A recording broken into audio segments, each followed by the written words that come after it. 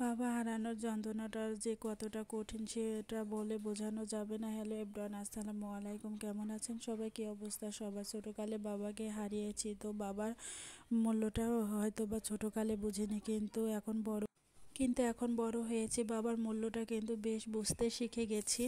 তো এখন হচ্ছে পদে পদে বাবার জিনিসটা যে কি, বাবার হচ্ছে আদর ভালোবাসা স্নেহটা যে কতটা মধুর হয় সেটা কিন্তু বেশ বুঝতে শিখে গেছি। তো হচ্ছে বাবার মায়ের ভালোবাসার কখনো তুলনা হয় না, কিন্তু মায়ের ভালোবাসা পেলেও কিন্তু বাবার ভালোবাসা কিন্তু আমরা কখনোই পাইনি।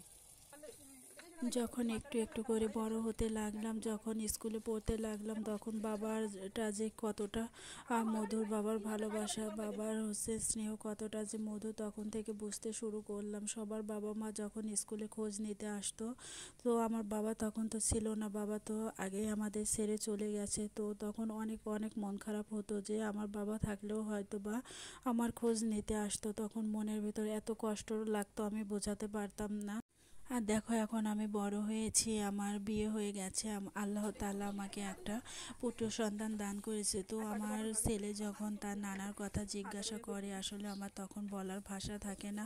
আমার ছেলে যেহেতু এখন বড় হয়ে গেছে, তো আমার ছেলে জিজ্ঞাসা করে, আম্মু নানা যদি থাকতো তাহলে কিন্তু আমাদের কত দেখতে আসতো, কত মজা হতো, তাই না? তো তখন আমার কষ্ট এতটা বেড়ে যায়, তো আমি বলে বোঝানোর মতো না। তো দেখো তোমাদের সঙ্গে আজকে অনেক ইমোশনাল কথাই শেয়ার করে ফেললাম। তো গল্প করতে করতে দেখো আমার মাংসটা কিন্তু প্রায় কষিয়ে নিচ্ছি। তো কষানোর জন্য কিন্তু আমি তেমন পানি দিয়েছিলাম না, তো পানি যেটুকু বেরোচ্ছিল তো সেটুকু দিয়েই আমি কিন্তু কষিয়ে নিয়েছি। আর এখানে দেখো আমি পরিমাণ মতো ঝোল দেওয়া হয়ে গেছে, দিয়ে আমার মাংসটা কিন্তু এখন রান্না করা কমপ্লিট করে ফেলতেছি। তো দেখো আমার রান্নাটা কিন্তু কমপ্লিট হয়ে গেছে। তো আমার মাংস রান্নাটা কেমন হয়েছে সবাই কমেন্ট করে জানিও। আসলে এভাবে মাংস রান্না করলে কিন্তু খেতে অনেক মজা লাগে। আর ফাইনালি আমার রান্নাটা কমপ্লিট হয়ে গেছে। এবার আমি একটু পরিমাণে পোলাও রান্না করব, আর আমার ছেলেটা কিন্তু পোলাও খেতে অনেক পছন্দ করে, তো সেজন্য আমি পোলাওটাও রান্না করে নিচ্ছি। আর এখানে দেখো পোলাওর ভিতরে আমি একটু গাজর অ্যাড করতেছি, আর গাজর অ্যাড করলে কিন্তু পোলাওটা খেতে আমার কাছে অনেক ভালো লাগে, আর পোলাওটা কিন্তু অনেক কালারফুল হয়।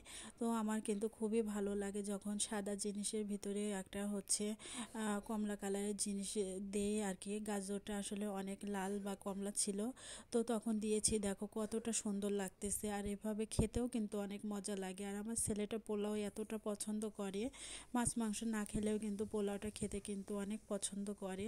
তো দেখো আমার ফাইনালি পোলাও রান্নাটা কমপ্লিট হয়ে গেছে। তো আমার পোলাও রান্নাটা কেমন হয়েছে সবাই কমেন্টে জানিও। আর আমার ভিডিওটি যদি ভালো লাগে তোমরা ওকে লাইক করো, কমেন্ট করো এবং হচ্ছে পাশে থেকো। তো বিকালে দেখো আমার হচ্ছে হাজব্যান্ড এবং বোনের স্বামী আমার দুই ভাগ্নের জন্য কেক এনেছিল, তো সেটাই তোমাদের সঙ্গে একটু শেয়ার করলাম। এরা যমজ দুই বোন ছিল। তো ভিডিওটি ভালো লাগলে পাশে থেকো, শেয়ার করো। আল্লাহ হাফেজ।